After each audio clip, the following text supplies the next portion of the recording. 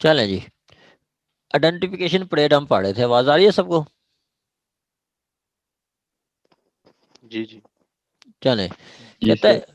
है identification parade, ये इसको हम एक तो अभी 3 मिनट इंतजार ही करना पड़ेगा। ये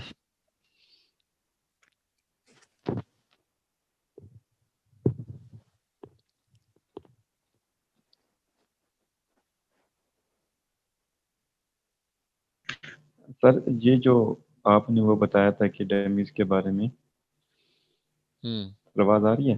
जी जी, आवाज आ रही है। सर डमीज के बारे में बता। जी सर आपने बताया डमीज के बारे में। सर वो 5, अगर मतलब 3 बंदे हों जिन्होंने वो क्राइम वगैरह किया हो, या एक पे वो 5 होंगे? हाँ जी, एक 5 नहीं, 8 से 9 कहते हैं। हमें क्या कहते हैं? 8 से 9। 8 से 9। अब 3 मुलजिम है, तो अब एक मुलजिम सपोज इसके बाल नहीं है, तो बाकी जो डमीज होंगी ऐसी होंगी जो एक मुलजिम के लिए वो उसके बाल नहीं होंगे। बाकी जो दूसरा है उसके अगर कोई वो हाइट छोटी है, तो बाकी 8-9 डमीज ऐसी होंगी जो उसके हाइट कम होगी। ये है कंसेप्ट डमीज का। ठीक है सर। डमीज 8 से से मुराद 9। आपके दूसरे 2 से मुलजमान होते हैं जो कि अंदर ही जेल में ही होते हैं, उनको लगा देते हैं, जो जो कि आपके नॉमिन अरेस्ट होते हैं, लेकिन उनके खिलाफ कोई अभी तक वो नहीं आया होता, मतलब उसके खिलाफ कोई नॉमिनेशन नहीं होती। ठीक है, जी ठीक है सर। वो होते हैं। आगे कहता है जी, इसको 22 को सर आइडेंटिफिकेशन परेड में मतलब ये जो आप डमीज का कह रहे हैं, इनका क्या मतलब है? मैडम, डमी से मुराद देखें कि एक आप रास्ते में जा रही थी, आपको एक आपकी डकैती हुई। ठीक है, 2 मुलजमान आए। ठीक है, अब 2 मुलजमान में आपने देखा कि हाँ जी, आपने वैसे सस्ती सस्ती देख लिया था कि एक का हाइट छोटी है। ठीक है, एक हाइट छोटी है और वो कल को अरेस्ट हो जाता है। ठीक है, तो कोर्ट में आपको मतलब आपको कहेंगे, आपको नॉमिनेशन नोटिस आएगा, आप जाएंगी और जहाँ पे आइडेंटिफिकेशन परेड होगा, आपने उन अक्यूज पर्सन को जिन्होंने आपके अगेंस्ट ऑफेंस की है उनको आपने आइडेंटिफाई करना है। अब एक मुलजिम जो कि अरेस्ट हुआ है उसकी हाइट है 4 फुट की, तो साथ जो 8-9 पर्सन ऐसे लगाएंगे जिनकी हाइट 4 फुट की होगी, और उनका हुलिया भी उनके साथ मिलता जुलता होगा। अब 8-9 पर्सन, वो जो तो 9-10 होंगे, उनमें से आपने एक पहचानना है। उसकी आवाज़ सुन के, उसकी हाइट देख के, उसकी शक्ल देख के आपने पहचानना है कि वाकई ये वही पर्सन है या नहीं है। ये चीज़ है। डमीज भी आपका पसंद होते हैं। और सर ये क्या कौन से स्टेज पे होती है क्रिमिनल प्रोसीडिंग्स में? ये मैडम, ये इन्वेस्टिगेशन स्टेज पे होता है, चालान से पहले। जैसे ही मुलजिम अरेस्ट होता है, ऑन दी स्पॉट हमने वो करना होता है। Okay sir. ठीक हो गया। आगे है जी आपका स्पॉट है। फैक्ट्स नेसेसरी टू एक्सप्लेन और इंट्रोड्यूस फैक्ट इन इशू और रेलिवेंट फैक्ट विच सपोर्ट और रिबट and influence suggested in fact in issue. ठीक है, अब क्या कहता है जी, फैक्ट नेसेसरी टू एक्सप्लेन, जो ऐसे फैक्ट जो को एक्सप्लेन करना ज़रूरी होता है। एंड फैक्ट एक्सप्लेन और इंट्रोड्यूस फैक्ट एंड इशू और एलिमेंट फैक्ट। अब ऐसे फैक्ट्स जो कि फैक्ट एंड इशू और एलिमेंट फैक्ट्स को एक्सप्लेन करें या इंट्रोड्यूस करें, तो उनको क्या कहते हैं? उनको वो भी आपके रेलिवेंट फैक्ट होंगे। या ऐसे फैक्ट जो कि सपोर्ट करें या रिवर्ट करें फैक्ट एंड इशू को या रेलिवेंट फैक्ट को, वो भी रेलिवेंट है। या तीसरा करें which establish the identity of anything person whose identity is relevant. अब ऐसे फैक्ट्स जो किसी की आइडेंटिटी इस्टेब्लिश करें, वो भी रेलिवेंट है, वो भी रेलिवेंट है। या fix the time place at which fact and issue और रेलिवेंट फैक्ट हैपेंड, वो भी रेलिवेंट है, वो भी रेलिवेंट है। अब यहाँ पे 22 बता रहा है कि ऐसे फैक्ट्स जो कि इंट्रोड्यूस करें या एक्सप्लेन करें फैक्ट एंड इशू या रेलिवेंट फैक्ट को, वो भी मतलब रेलिवेंट है। अब ऐसे फैक्ट्स जो कि सपोर्ट करें या रिबट करें, सपोर्ट होता है मतलब उसके रिबट मतलब उसके अगेंस्ट जाना, उसके और मतलब उसको मुतकाबल करना। वो भी आपका रेलिवेंट होंगे, जो आपकी आइडेंटिटी एस्टेब्लिश करें वो भी रेलिवेंट होंगे। ये था आपका 22। अगर हम इस तरह ही पढ़ेंगे तो फिर हम तकरीबन पहुंच जाएंगे, अगर हम डिटेल में चले गए तो फिर ज़्यादा लेंथी हो जाएगा। अब हम पढ़ें रेलिवेंसी। आगे कह रहा है कि 23 evidence as to prove of conspiracy. इसका मैं आपको सिंपली बता दूं कि आप कहता है कि दो या दो से ज्यादा पर्सन ने मिल के कोई एक ऑफेंस किया, ठीक है। सपोज के 4 पर्सन चले गए, एक घर में जाके उन्होंने मर्डर कर दिया।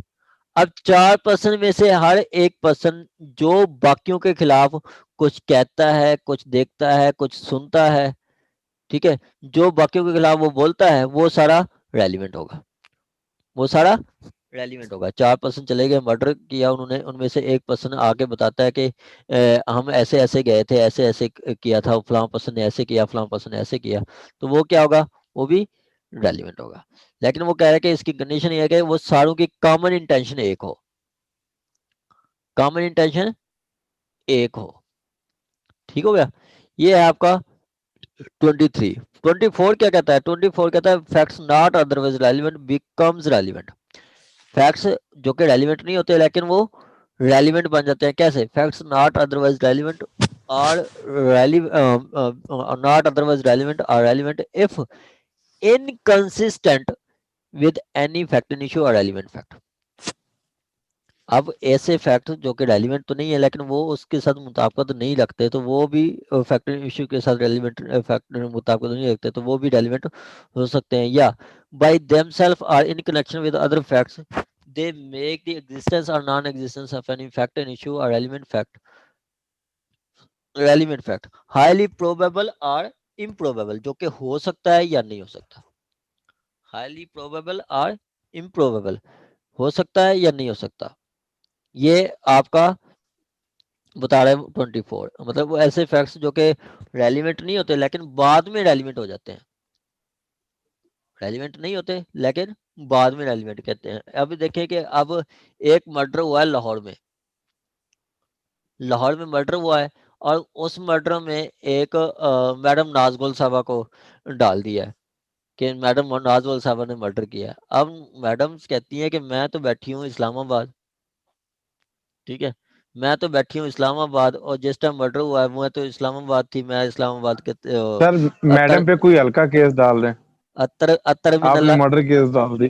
मैडम मैडम कहती है कि मैं तो आप 2 बजे का वकूआ बनाया, 2 बजे तो मैं अतर मिनल्ला साहब की कोर्ट में केस प्रोसीड कर रही थी, आर्गू कर रही थी।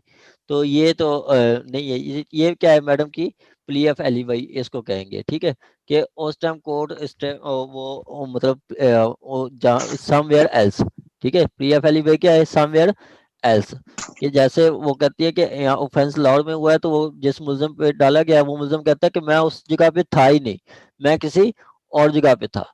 जैसे लाहौर में मर्डर हुआ तो एक पर्सन के मिस्टर ए पे मर्डर हुआ का चार्ज लगा है, FIR हुई थी लाहौर में, FIR हुई है कि उसने मर्डर किया, वो कहता है कि उस टाइम तो मैं अमेरिका बैठा था। तो ये क्या है, प्ली ऑफ एलिबाई, ठीक है। Facts not otherwise relevant becomes relevant, वो ऐसे फैक्ट, अब बंदा लाहौर अमेरिका बैठा है वो रेलिवेंट नहीं है लेकिन बिकम रेलिवेंट, वो रेलिवेंट बन जाते हैं। कैसे? कि आप उसकी कनेक्टिविटी डाल देते हैं। प्ली ऑफ एलिबाई की एक चीज मोस्ट इंपॉर्टेंट मैं बार बार बताता रहता हूँ कि आप ये चीज आपने देखनी है कि जब आपने प्ली लेनी है तो वो ऐसा वक्त इतनी हो कि आप उस जगह पे पहुंच ना सकते हो, ठीक है।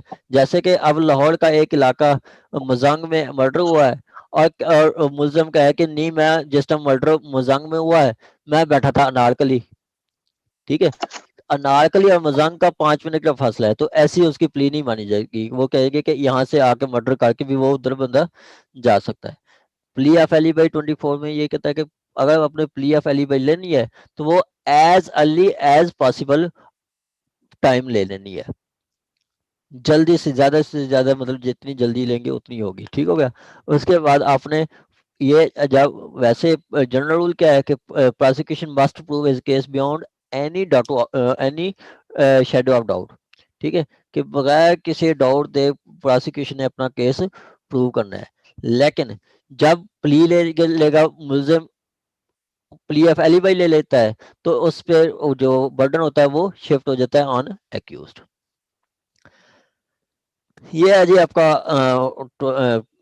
24 था, ये 25 है। कहता है in suit in which damages are claimed, the facts which enable the court to determine the amount of damages which are to be awarded is relevant।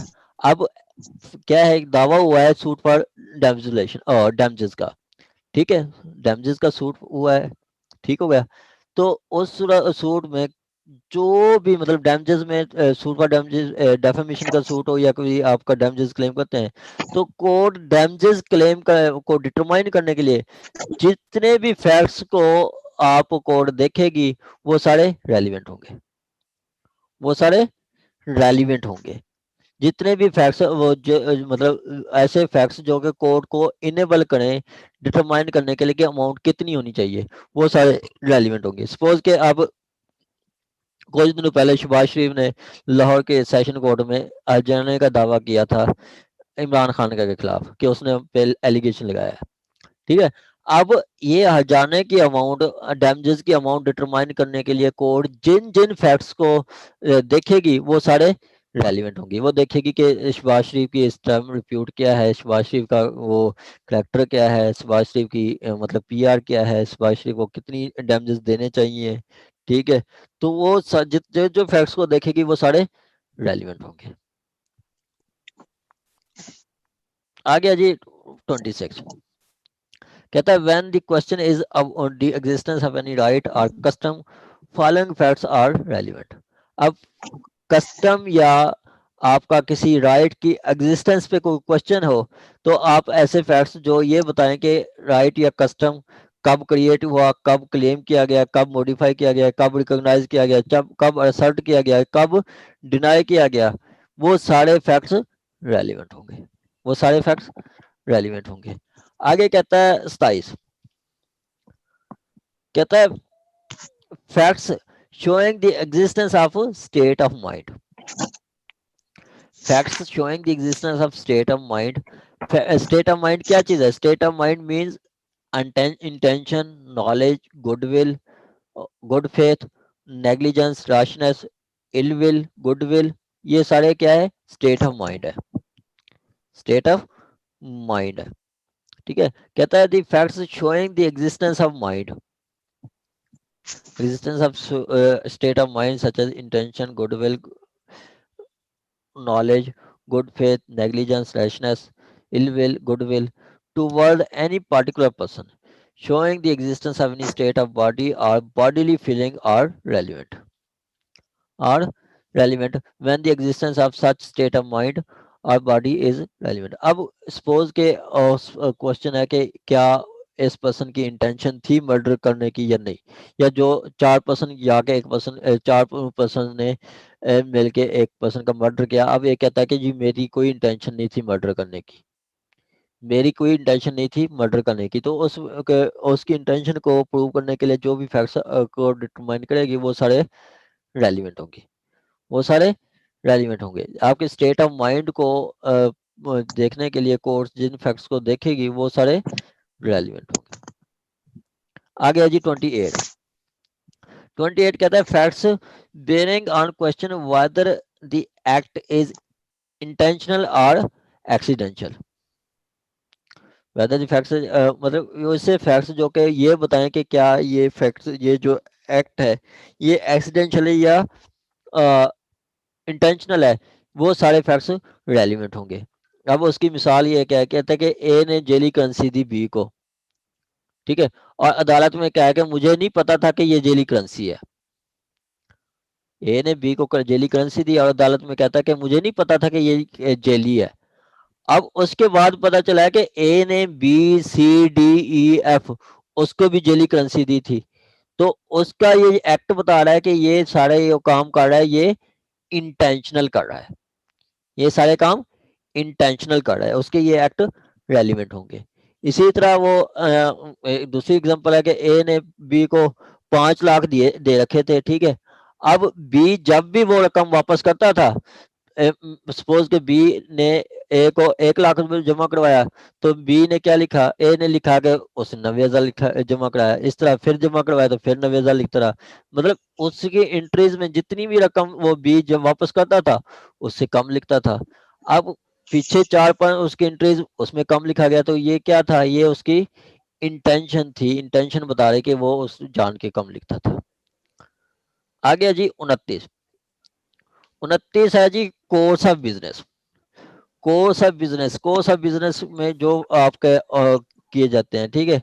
अब कोर्स ऑफ बिजनेस में वो कहता है कि जी आपका कोर्स ऑफ बिजनेस क्या है कि जो आपका डेली का काम करते हैं, डेली काम करते हैं या कोई सी एक फैक्ट में, कोर्स ऑफ बिजनेस क्या है, एक बैंक में चले जाएं तो कोर्स ऑफ बिजनेस क्या है, आपने चेक रकम निकलवानी है तो पहले जाके चेक देंगे, चेक दे के आपको चेक वो टेलर को देंगे, टेलर आपकी अमाउंट देखेगा, आपको मतलब देखेगा जी हाँ जी वाकई अमाउंट है, तो फिर आपको पैसे निकाल के दे देगा, ये चेक है। अगर आपने अस्पताल जाना है तो पहले आपने पर्ची लेनी है, अगर एडमिट होना है तो पहले आपने पर्ची लेनी है, फिर आपकी फाइल बननी है, फाइल बन के आपको एक बेड अलॉट किया जाएगा, मॉर्निंग में भी आपका टाइम लिखा जाए, वो रिपोर्ट लिखी जाएगी, दोपहर को भी, नाइट में भी, मिडनाइट में भी। ये क्या है, कोर्स ऑफ बिजनेस है। हर डिपार्टमेंट का अपना कोर्स ऑफ बिजनेस होता है।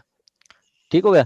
कहता है when the fact question is whether the particular act was done, क्या ये फैक्ट है कि क्या ये पर्टिकुलर एक्ट डन हुआ है या नहीं हुआ।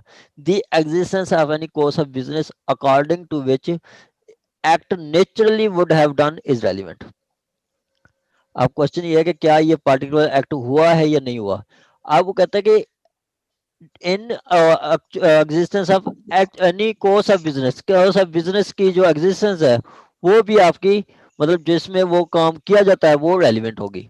आप यहाँ पे मिसाल देता है कि कहता है कि ए ने मतलब ए ने कहा कि मुझे खत नहीं मिला, मिस्टर ए को खत भेजा गया और वो कहता है कि मुझे खत नहीं मिला। अब कोर्स ऑफ बिजनेस क्या है, कोर्स ऑफ बिजनेस क्या है कि जब एक खत आप भेजते हैं, खत आपको नहीं मिलता तो वो वापस आपके एड्रेस पे आ जाता है, नहीं तो वो फिर वो कोर्ट डाकखाने में वो दोबारा वापस आ जाता है, उनको एक डेड लेटर में, मतलब डेड लेटर बॉक्स पड़ा होता है उसमें डाल दिया जाता है। अब वो मिस्टर ए कहता है कि मुझे खत नहीं मिला, अब जो भेजने वाला था उसको नहीं मिला और वो जो खत है वो डेड लेटर बॉक्स में भी नहीं मिला। ठीक हो गया। तो ये समझा जाएगा कि मिस्टर ए को खत मिल गया है। अगर मिस्टर ए को ना मिलता तो वो वापस जिसने भेजा उसको आ जाता है, या फिर वो अदालत वो पोस्ट ऑफिस के पोस्ट बॉक्स में आ जाता। वो ये कहता है कि अब वो उधर दोनों सूत्र में नहीं आया तो ये हमारा कौन सा बिजनेस क्या कहता है, उसको खत मिल गया है। ठीक हो गया। या फिर ऐसे कि 4 खत भेजे गए हैं, 4 खत में से आपके 3 को मिल गए हैं, चौथा कहता है नहीं मुझे नहीं मिला, बाकियों को 3 को मिलना वो भी आपका रेलिवेंट होगा। जी आपका 18 से 29 तक किसी का कोई क्वेश्चन हो तो आप पूछ सकते हैं। 18 से 29 तक।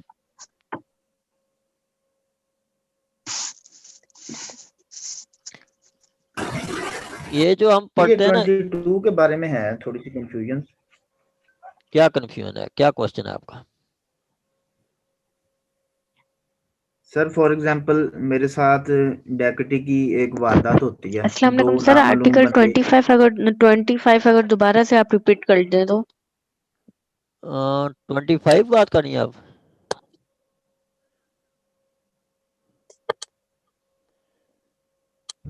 ट्वेंटी फाइव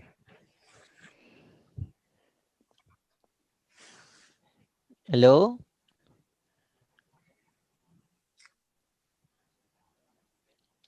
चलें। सलमान अली आप कौन सा कह रहे थे। फॉर एग्जांपल मेरे सर साथ एक मेरी डकैती की स्क्रीन वारदात होती है, आउट हुई दो मेरी। नामालूम लोग मेरे साथ डकैती की वारदात करते हैं। मैं हम्म, पुलिस को एफआईआर में लिखवाता हूँ कि 2 लोग थे, उनकी हम्म, ये हाइट थी, ये फिजिक थी, दुबले पतले थे। हम्म, अब 1 हफ्ता या 10 दिन बाद कोई लोग पकड़े जाते हैं। हम्म, वो अब ये भी तो हो सकता है कि कई और लोग हैं जिनके साथ डकैती की वारदात हुई हो, उनकी भी फिजिक वगैरह हुई हो, हम्म। तो वो फिर सभी को मतलब समन करके बुलाएंगे कि आप आके इनको आइडेंटिफाई करें। हाँ जी, हाँ जी उनको भी कह सकते हैं। तो सर फिर उसको उसमें नामजद कैसे जी। कह सकते हैं, उनको भी कह सकते हैं। तो फिर सर ये पुलिस जो है ये अपनी पुलिस डायरी में लिख के कि हमने इनको समन किया था, वो आए थे, इन्होंने आके आइडेंटिफाई किया, तो फिर उस पे उसको उसमें पेश करेंगे उस एफआईआर में? सर मैं समझाऊं सर, मैंने एक दफा आइडेंटिफिकेशन परेड की है जी अहमद खान। सर। इसमें ये होता है कि आप जब जेल के अंदर जाते हैं तो आपको जज के कमरे में बुलाया जाता है, कि जज का एक बहुत बड़ा कमरा होता है, पिंडी अडयाला जेल की बात कर रहा हूँ। तो उसमें स्पेशल मजिस्ट्रेट होते हैं आपके साथ, और वो सबसे पहले बंदों को लाइन में खड़ा करवाता है। लाइन में खड़ा करवा के वो कहता है कि इनमें से आपका कौन सा बंदा है। एक बार सर अगर वो बंदे पे हाथ रखे तो फिर उस बंदे को जिसने आइडेंटिफाई कर लिया है, उस कंप्लेनेंट को बाहर निकालते हैं कमरे से, और 10-15 मिनट का गैप देते हैं। 10-15 मिनट के गैप के बाद उस शफलिंग कर देते हैं बंदों की, फिर उसको आगे पीछे खड़ा करते हैं और इस बार उनको बिठा देते हैं। तो फिर जाके अगर वो बंदा उसी पे पिन पॉइंट करे तो वो एक सर्टिफिकेट इशू करते हैं, जिसे कहते हैं शिनाख्त परेड सर्टिफिकेट सर। ठीक ये है, आइडेंटिफिकेशन परेड होती है सर, जिसे जज अपनी निगरानी में करता है सर। बिल्कुल बिल्कुल ऐसे ही है। उसके साथ एक तो ये एक विटनेस ने ऐसे ही मतलब किया, वो उसको साइड पे भेज देते हैं। बाकी 2 विटनेसेस होते हैं, ठीक है, उनके भी साथ यही प्रोसीजर होता है कि वो भी आगे आइडेंटिफाई करते हैं। सपोज के 3 विटनेस हैं, एक ने कहा कि ये विटनेस है, दूसरे ने कहा ये नहीं है, ये इसने किया था, दूसरे ने कहा कि ये नहीं है। तो वहां पे भी आपका डाउट में आ जाता है। ये सारी चीजें वो आपका जो मजिस्ट्रेट होता है, स्पेशल मजिस्ट्रेट, वो अपनी डायरी में लिख रहा होता है, वो रिपोर्ट्स तैयार कर रहा होता है। और इस सूरत में जिस अक्यूज को मतलब नामजद किया जाता है, वो भी आके ऑब्जेक्शन कर सकता है कि नहीं मैं ये नहीं था, तो कोर्ट उसका भी ऑब्जेक्शन करेगी। वो जितने भी मतलब ऑब्जेक्शन आएंगे उस टाइम वो मजिस्ट्रेट ने उस उन ऑब्जेक्शन को डिसाइड करना है, और आपने उसने एक फैसला करना है कि आया कि हाँ जी ये उन्होंने जो आइडेंटिफिकेशन की है ये ठीक है या नहीं। और उस कोर्ट के उस मजिस्ट्रेट के फैसले पे आपका वो पर्सन नामजद होता है या नहीं होता है। ये तरीकेकार है। ठीक हो गया। आ गया जी आपका आइडेंटिफिकेशन परेड। ओ आपका आगे आ जाता है एडमिशन। एडमिशन क्या है? एडमिशन कहता है कि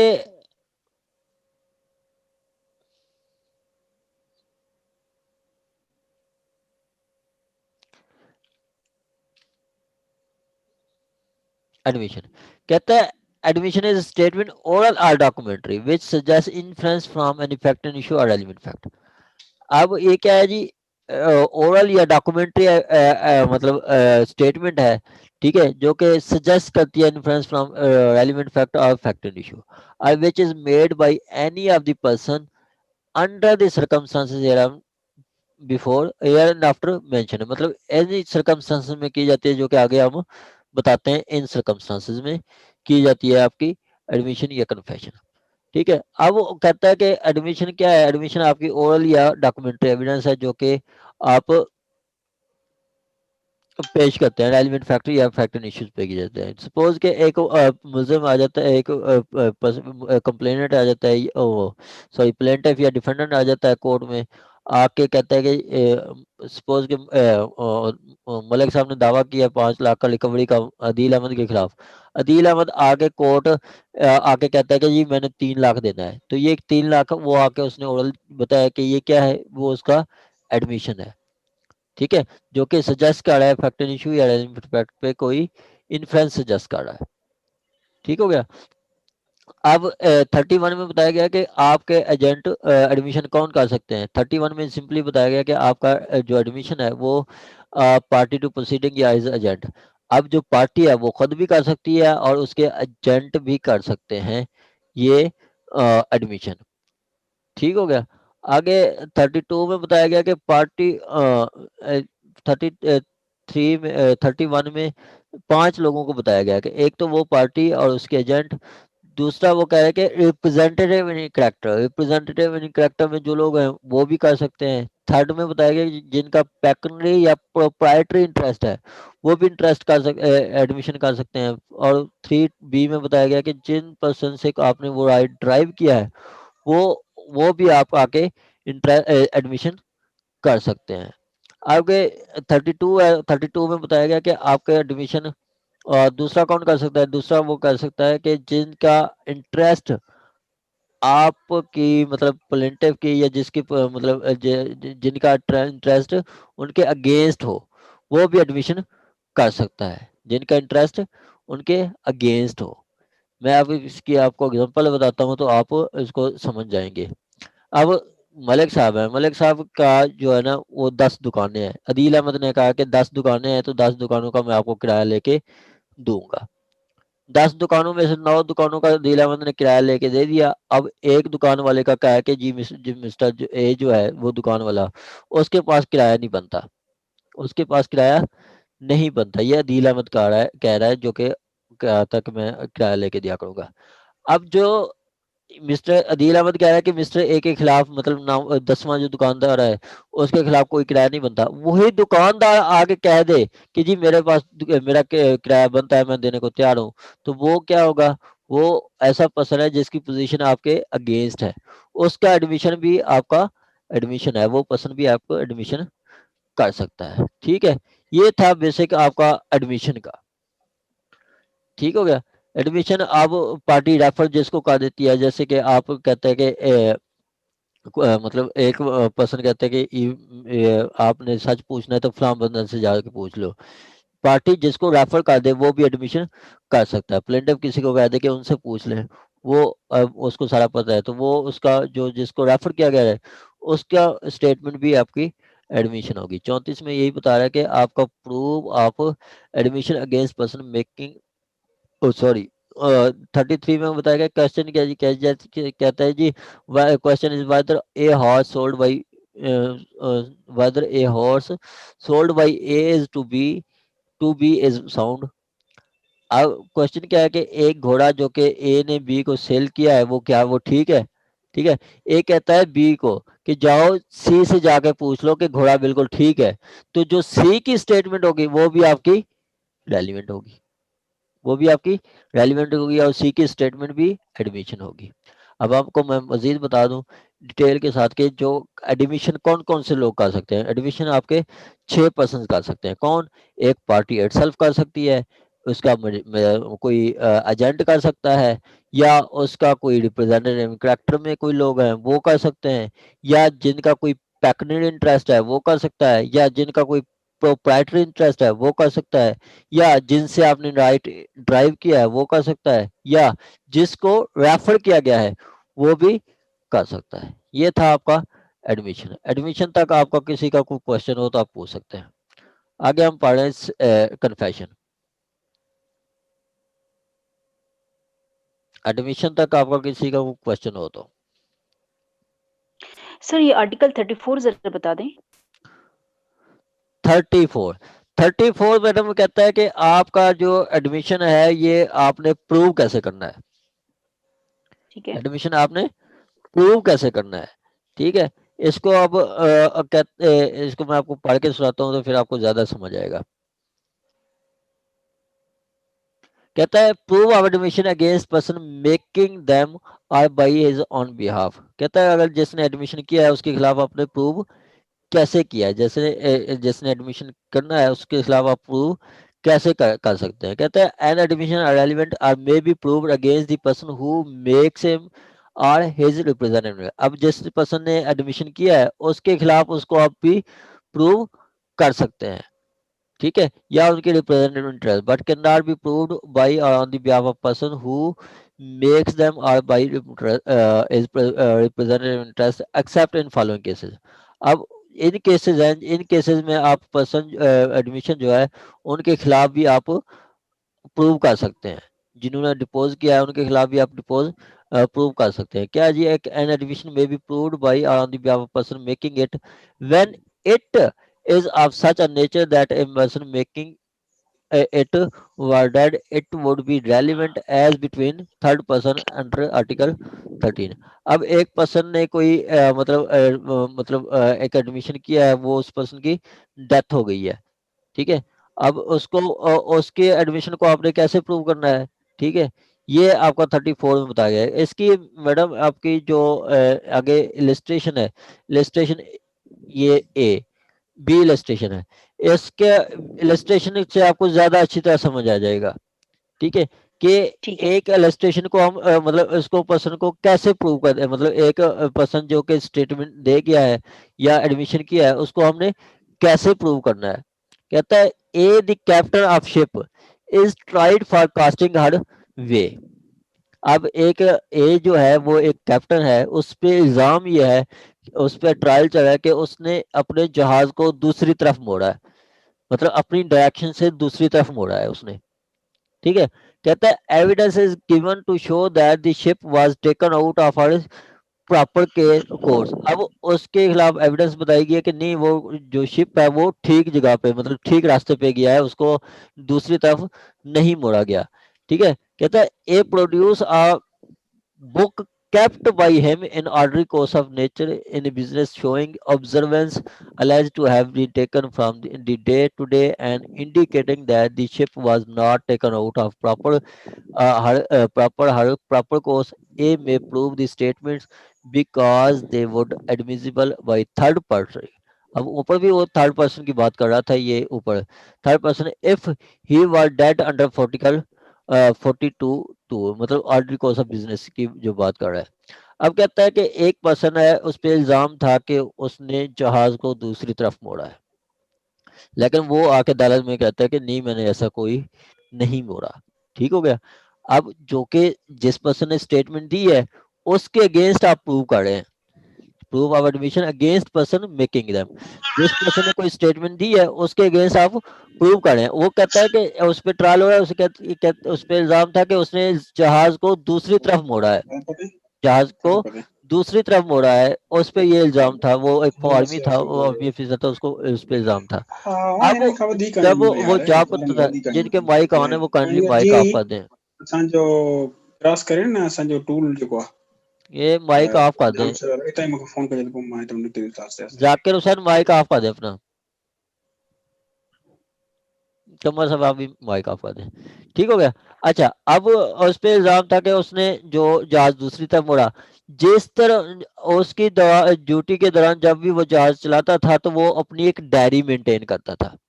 डायरी में लिखता था कि मैं आज फलां टाइम पे फलां जहाज को फलां जगह पे लेके गया हूँ, अब आज इस जहाज को इस जगह पे लेके गया हूँ। ये इसके आप ऐसे एग्जांपल दे लें कि वो 1990 में उसकी जॉब थी, वो शिप मैनेजर था, वो उसका ट्रायल चल रहा है 2015 में, ठीक हो गया। उसको पे इल्जाम है कि उसने 1990 में एक जहाज को दूसरी तरफ ले गया था जंग के दौरान। अब वो कहता है नहीं, मैं जहाज को प्रॉपर डायरेक्शन में लेके गया हूँ।